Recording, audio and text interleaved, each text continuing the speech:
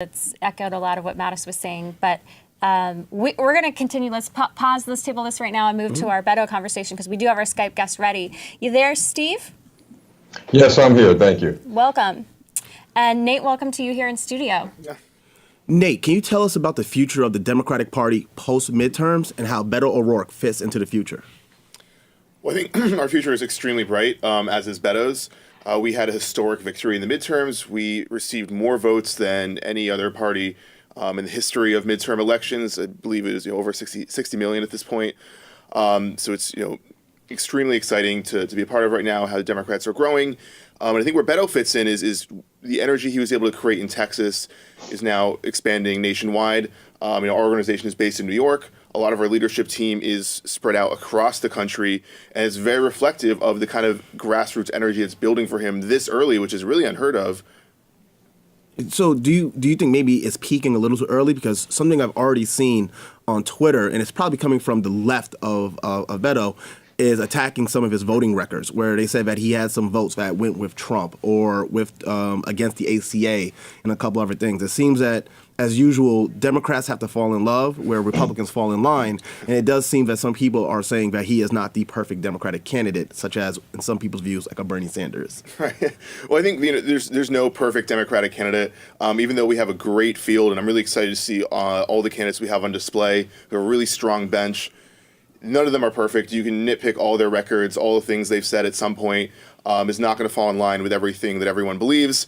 But when you look at Beto's ability to unify the base and to also bring in new voters, that's really unparalleled. And we don't see that in any other candidate right now. And it really is very reminiscent of John F. Kennedy and even Barack Obama to an extent, because he's just so strong when it comes to connecting with voters from all backgrounds, from all across the country, and from all different areas. And that's really what the party needs right now. Our progressive base is fired up. That's great. We want them engaged. We want them involved. They're definitely excited about Beto. But there's also, less involved voters who are less engaged, who we need to turn out, and who did not turn out in 2016 is a big reason why we lost. And then also getting those Obama-Trump voters back as well. And I think Beto is certainly the right man for the job. Well, speaking of Trump, let's bring Steven, since he is on President Trump's 2020 Advisory Committee. You just heard from Nate saying that he's trying to attract and pull over some of those, Bernie Trump voters. Are you going to let that happen? I mean, what's the strategy for someone who, he raised $38 million. He obviously has tremendous chops for raising money. Are you scared of Beto O'Rourke? To begin with, I'm watching history repeat itself. Back during the days of Ronald Reagan, I remember President Reagan saying, who was a Democrat, by the way, he said, "I did not leave the Democrat Party left me." And this is exactly what's happening again. The Democrat Party is now becoming a socialist party. It's a party that is going to collapse. There are millions of conservative Democrats that are now very weary of the direction the Democrat Party is going in. And so we're going to see a reversal of what happened during these last congressional elections rather quickly. I could tell you that with regard to the strategy that President Trump is going to use, it's going to be the same strategy we used when he originally ran for office. We do see millions of people are beginning to now scratch their heads, and I'm talking about Democrats who are conservative leaning now and independents, about the direction that the Democrat Party is going into. Now, keep in mind. But Steve, to Nate's point, the midterms were really not that good to Republicans when it came to turnout, and that a lot of, especially in the suburbs, a lot of voters felt that Trump's messaging and how he spoke was too aggressive or offended some people. So aren't you concerned about the midterms? Is that the canary in the coal mine for you? Not at all, because that vote turnout, I believe, and many believe, was a backlash against the Republican establishment. Look, there's no way you can transfer votes from one candidate to another. The president is still the individual who has kept all his promises. The economy's strong, unemployment rate is down. Look what he's done with criminal justice reform. Look what he's done for the minority community. There are many accomplishments of this president that the mainstream media is not talking about. But believe me, they're making the same mistake. The mainstream media and pollsters, while they're looking at the polls, we're out there talking about the pulse of the people. And let me just add one more thing. You look at the cities that are controlled by Democrats, the crime rate is out of hand. Look at Chicago. California is collapsing. Baltimore is a mess. all these cities with all these troubles are controlled by Democrats, and the people who are Democrats are getting wise to this. Steve, a couple things. One, the Chicago narrative is false because actually the most crime-ridden cities are actually mostly in Republican states, such as St. Louis, Mississippi, Biloxi, Jackson, Mississippi, New Orleans, Baton Rouge, Louisiana, which is also having a current health crisis. So the narrative of Chicago and Democratic leanings and crime going up is actually false. And in major cities, crime is actually at historic lows, and that trend has been going consistently since 2006 to 2008. In addition, in reference to the economy, we have for the first time since I believe 2009, the stock market has actually lost value, not gained value for the first time in over 12 years. So the economy is not as strong, and there's a lot of signals that are showing that a real estate bubble is on the horizon, and economic numbers are not as strong as people thought, and the tax cuts did not create the jobs that it was promised. How many shootings in those cities you just mentioned, other than Chicago, last month? I could tell you how many. Probably 3, 4, maybe. Chicago, a dozen a week, 2 dozen a week. So I've got to tell you, my friend, with all due respect, you're wrong on that. Okay, Per capita- guys, okay, we're getting distracted from the Beto conversation because that's what we were here for. So, Nate, I want to go to you because Steve mentioned something that he said that the Democratic Party is moving to the left, and the rise of Bernie Sanders makes it more socialist in nature, and that's part of what turned off a lot of those Bernie Trump voters. I want to ask about the Connor Lamb model because he was a centrist who he's a Democrat, and he was able to pick off enough of those blue-collar white voters in Pennsylvania, and he won. And when I look at him versus Beto, I think that Connor Lamb is more to the middle because I looked up the voting record for Beto, for example. Heritage Foundation says he's only got a 4% record with them, but he's got 100% with Planned Parenthood, which is a very liberal organization, in my opinion. So is there some truth to what Steve's saying that someone like Beto is just too liberal for the whole country? Well, it's funny because he's being hit for not being progressive enough, and now he's too far to the right. I think the Connor Lamb model is a good point, though, because that's really what scares Trump and the Republicans the most is a candidate who can pull away their supporters. And you have to keep in mind, he was deep in Trump country. He won in a very heavily Republican district. We don't need to swing the vote quite as much as he did. I think it was like 19% was what he had to overcome as far as what Trump's victory in that district was. We need to swing the vote a couple percentage points. That means getting our base out a little bit more, getting young people out a little bit more, bringing over a few Republicans, winning over a few independents. We do that, and we will easily win the presidency in 2020. And if you look at a candidate like Beto, he checks all those boxes. Young people love him. They came out in record numbers for him in Texas. The base loves him. Progressives love him. And he's so great at connecting with moderates and independents in a way that no other candidate is.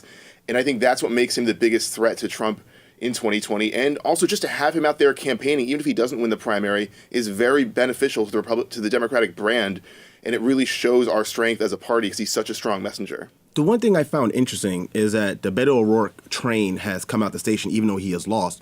But why hasn't there been the same enthusiasm for Andrew Gillum, who came even closer than Beto O'Rourke did, or Stacey Abrams, who ran for governor in Georgia, who came closer than Beto O'Rourke? They were in 2 key states, Georgia, which is turning purple, Florida, which is always won by 0.004% of the vote every time. So why is it Beto O'Rourke, who had a larger His margin deficit? was 2.5%, which is 5 times the loss. Right, but however, however, there's enthusiasm for him, but not for 2 other candidates that were even closer to winning in probably 2 key states for 2020. Yeah, this is a great question, a really important point to make. I would certainly love to see either Stacey Abrams or Andrew Gillum run. I think they're both really strong candidates. But with Beto, it's unique because he's been running so aggressively for 2 years, and he's been in the media spotlight for that time as well. He's just so well known nationwide. He's this really unique name recognition where even in Iowa, they're polling voters in Iowa, and he came in 3rd right after Bernie and Joe Biden, who have been even larger figures for even longer time. Something about him just really does inspire and connect with voters in a way that we haven't seen before. And as much as I love Andrew Gillum and Stacey Abrams, to be honest, I personally didn't come across them as much on social media and the content that went viral. Beto went viral time and time again. He really understands how to tap into that. And that's why and he's 15 also voters. held, he's a congressman, so he's held federal office, and neither Stacey Abrams nor Andrew Gillum have held federal office. But I guess this begs the question, though, all three of those lost. So wouldn't Trump have, as is his style, to say, no matter all three of those, if they run, they're all losers? I mean, how would Beto O'Rourke overcome that? To say, if he can't even win at this U.S. state race, how could he win the country? Yeah, I mean, that would certainly be Trump's main talking point. But one thing to remember with Beto is he's just so good at sticking to what matters. He is very good at talking about the issues people care about, focusing about the larger point he's trying to make and getting past the petty stuff. Keep in mind, he ran against the Republicans, arguably their second strongest candidate, nationally, and one of their dirtiest candidates as well. Ted Cruz is very hard candidate to run against. He's a very dirty team. They're very talented, but they run a tough campaign. And he came out cleaner at the end. He came out more popular. So that really speaks to his ability to fight back. He did walk away. He tried to walk away from the scene of DUI. Beto O'Rourke did, and he tried to deny that. But PolitiFact said, actually, no, the police report said a witness saw him try to leave the scene of the DUI. And then he wrote a university column for Columbia University that said that a woman, her only qualification seemed to be her phenomenally large breast and tight buttocks. And he had to walk that back. He had to apologize. So if you're trying to appeal to women and to say that he's more responsible than President Trump, Trump doesn't even drink. So what's the response to those? Yes, but President Trump might not drink, but he grabbed him by the I'm just saying. No, affairs on his pregnant wife. So you can't compare the two. No, I'm just saying. I mean, how would you respond to that? If you're trying to say he came out cleaner, but he has these questionable things behind him, Trump would certainly use these. He does, but that didn't cost him support in Texas. He was upfront about it. He responded. He apologized. And he got back to talking about what matters and what people care about, and that's providing better health care, that's providing better paying jobs, focusing more on infrastructure, and improving our immigration system, criminal justice reform. He is really good at communicating the issues that matter to people in a way that's not talking down to them, but still gets them to care about it and understand it. And that's what's so frustrating for Democrats is our policies are popular. We win referendums time and time again in conservative states and conservative areas, but our candidates lose in those areas. But Beto has this unique ability to explain those issues in a way that makes sense to voters and inspires them. And that's really unique. We don't see that often. So I think it's something that we need to tap into and get him on the national stage campaigning. Even if he doesn't win, it's still, like I said, very, very beneficial to the party. Well, and he's young, too. Exactly. So, Steve, we'll give you the last word here before you wrap the segment. Again, what's the better strategy for the Trump campaign?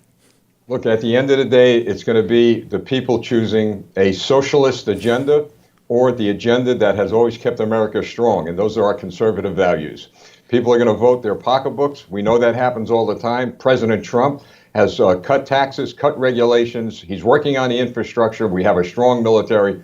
Indeed, under President Trump, we are better off than we were 4 years ago, and we will be much better off after he's reelected and finishes his second term out. All right, we'll see what the voters say. Thank you, Nate and Steve, for this bipartisan conversation. Thank you.